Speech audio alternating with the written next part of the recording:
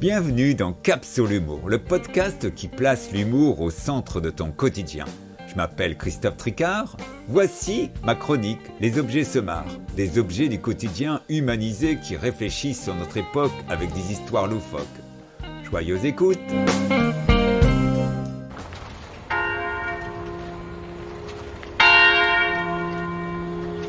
Il est 8 heures. Ah, ils sont tous là. Henri le vieux, Roland le commercial, Isabelle la formatrice. Et moi, Barilé la pompe à essence. Ah, je suis heureux de leur servir un peu de carburant. Ok, mes clients font la gueule en ce moment. Ah, il faut dire que les gesticulations du gouvernement me font penser à des stations-service en panne. Suivant la lune, les politiciens de palais racontent « On vend l'essence à perte ». Un autre jour, « À prix coûtant ». Pourquoi pas la distribution avec des roues de secours crevées, hein.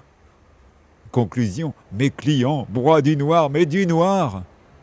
Ah oui, le prix du pétrole est super cher, hein. Bientôt, 1 litre d'essence coûtera l'équivalent d'un bocal de cornichons.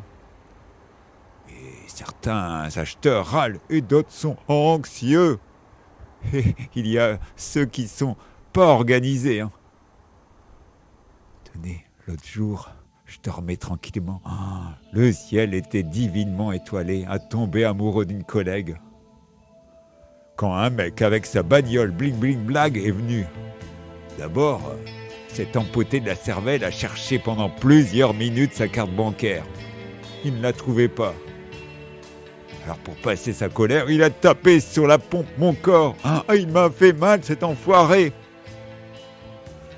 Il y a encore 2 ans, il aurait payé à la caisse.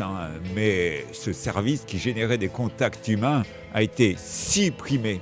Aujourd'hui, c'est moi, Barilé, la pompe à essence informatisée qui fait le job. Et gratuitement. C'est un comble dans une société capitaliste.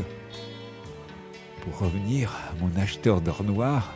Après avoir retrouvé sa carte bancaire, elle était tombée sous le siège de sa voiture. Il a tenté de tapoter son code. Je dis tenter car il avait oublié les chiffres d'accès. Ouf pour lui, il a eu un éclair de génie. Il s'est souvenu de sa date de naissance. Waouh, il faisait beaucoup plus vieux que son âge. Après, je lui ai déclamé avec une voix d'hôtesse. Bienvenue dans notre service. Veuillez taper votre code et allez vous servir en diesel. L'autre, le consommateur de liquide a carburé au lieu de faire le plein. Il a pris 5 litres 3 quarts. Et j'en suis sûr, il va revenir dans 2 jours. Il aura l'impression d'avoir fait 10 centimes d'économie. Une fois, mon acheteur économe parti, j'ai pu penser à moi. J'ai fait le plein de bon air. J'adore respirer les odeurs d'hydrocarbures. Ça me regonfle ma carte mère et le moral. 1 heure est passée quand un drôle de personnage masqué comme un Zorro est arrivé. Tout en se servant, il s'est mis à téléphoner. Alors, curieux comme 10 pigeons, je me suis mis à l'écouter. Et là, horreur!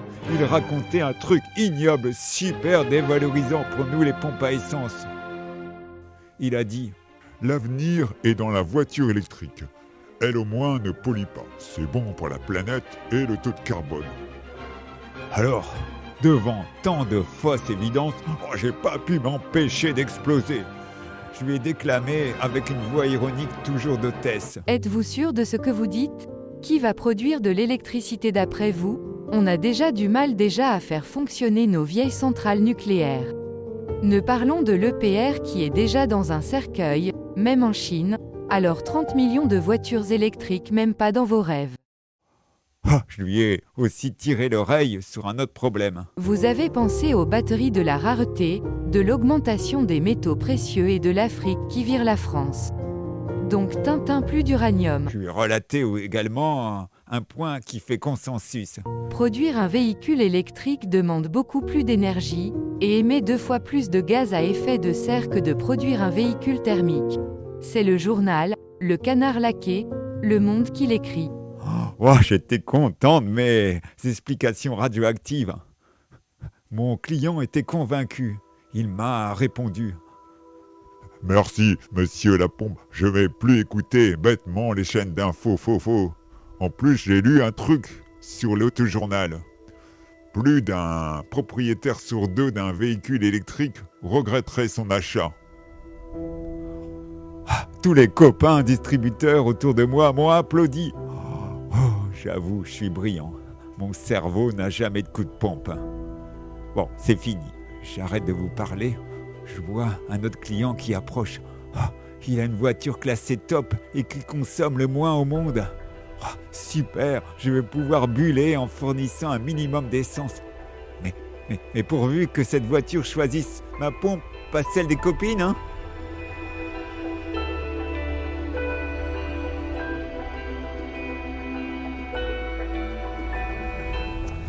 Si ma chronique t'a sérieusement fait marrer, laisse-moi un commentaire 5 étoiles sur Apple Podcast. Bien sûr, tu peux t'abonner à ma chaîne sur Spotify et Deezer. Pour plus d'infos sur mon travail, rends-toi sur mon site en description. Je te donne donc rendez-vous pour un nouvel épisode des Objets Semar.